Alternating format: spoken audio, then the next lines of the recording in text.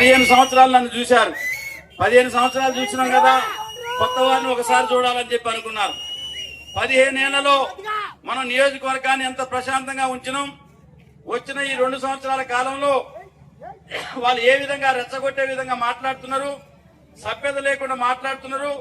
నుప్పు దక్కి కాలిపోయిన కోతి లెక్క వాళ్ళ వ్యవహార శైలి ఉంది. అంత దిగజారి నేను మాట్లాడను. అంత దిగజారాల్సిన అవసరం మనకు లేదు.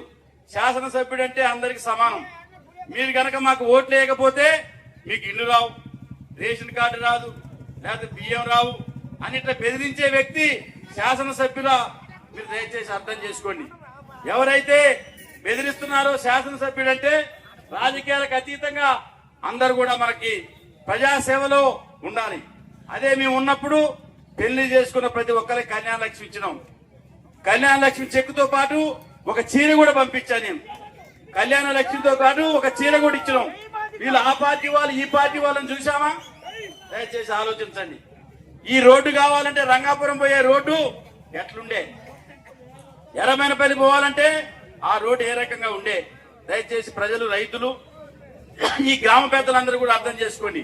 సత్తుపల్లిలో ఉన్న సింగరేణి సంస్థ నిధులను తీసుకుని వచ్చి చెన్నూరు గ్రామం పెద్దది, తప్పకుండా ఇది కల్లూరు తర్వాత ఈ మండలంలోనే పెద్ద గ్రామం అని చెప్పి ఈ గ్రామంలో ₹1,00,00,000 వెచ్చించి సీసీ రోడ్డు నిర్మాణం కాకుండా ఇక్కడ నుంచి కొత్త 80 వరకు రోడ్ వేసినాం. ఇక్కడ నుంచి రంగాపురం వరకు రోడ్ వేసినాం. ఏ రకంగా ఇవాళ మీ గ్రామంలో ఆ రైతాంగం యొక్క పొలాల రేట్లు ఎంత పెరిగినాయి దయచేసి రైతు సోదరులు ఆలోచించుకోండి.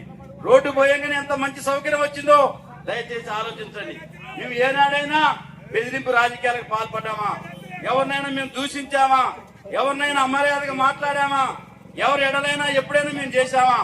ఇలా ప్రభుత్వం అనేది నేను తెచ్చినా, వాళ్ళు ఇచ్చినా, ఎవరు ఇచ్చినా మా సొంత డబ్బులు కావు. మీరు పన్నులు కట్టి మనం ఏదైతే రాష్ట్ర ప్రభుత్వానికి మన జనాభాకి ఎంత డబ్బులు ఇవ్వాలని లెక్క ఉన్నాయో ప్రభుత్వం పంపే డబ్బుల్ని నిజాయితీగా ఖర్చు చేసే వ్యక్తి ఎవరు? ఇక్కడేదో అధికారం ఉంటేనే, ప్రభుత్వం ఉంటేనే గ్రామాల అభివృద్ధి జరగవు. ప్రభుత్వాలకు వ్యతిరేకంగా ఉన్న సర్పంచ్ మంచివాడై కేంద్ర రాష్ట్ర ప్రభుత్వాలు రాజ్యాంగబద్ధంగా చెన్నూరుకి ఎంత నిధులు రావాలనో అంత నిధులు ఎవరు సర్పంచ్ ఉన్నా ఇస్తాయి తప్ప మాకు అధికార పార్టీ ఉంటేనే వస్తాయని అబద్ధం, అది కల్లా. గతంలో ఉన్న సర్పంచులు ఎవరైనా శ్రీనివాసరావు గారిని సిపిఎం పార్టీ మద్దతుతో మన పార్టీ అభ్యర్థిగా పెట్టడం జరిగింది. స్థానిక సంస్థల ఎన్నికల్ని రాజకీయాలతో ముడిపెట్టాల్సిన అవసరం లేదు.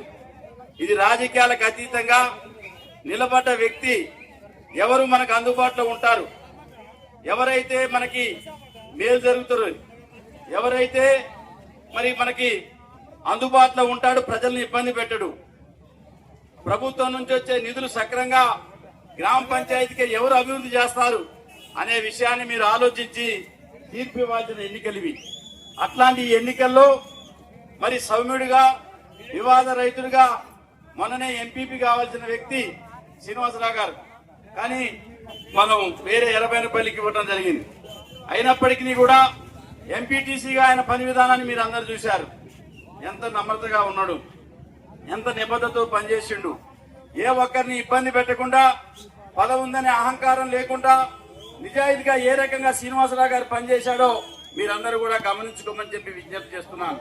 అంటే గ్రామ పంచాయతీ ఎన్నికలు అంటే వివాద రహితుడు, ప్రజలకు అందుబాటులో ఉండే వ్యక్తి, ఎవరైతే ప్రజలను ఇబ్బంది పెట్టడో అట్లాంటి అన్ని లక్షణాలు కలిగిన మంచి వ్యక్తి శ్రీనివాసరావు గారి బాలు గుర్తుపైన మీ అమూల్యమైన ఓటు వేసి వారితో పాటుగా నిలబడుతున్న మన వార్డు సభ్యులందరినీ కూడా బీఆర్ఎస్ సిపిఎం వార్డు సభ్యులు గెలిపించమని మీ అందరినీ ప్రార్థించడానికి రావడం జరిగింది. ఈ పెద్ద సభలో పాల్గొంటున్న మీ అందరికీ పేరు పేరున నా హృదయపూర్వక నమస్కారం తెలియజేస్తా ఉన్నాను. Local to global news at your fingertips. మీ చేతిలో ఒక ఆయుధం. డౌన్లోడ్ రా TV app. Media legend Ravi Prakash is back.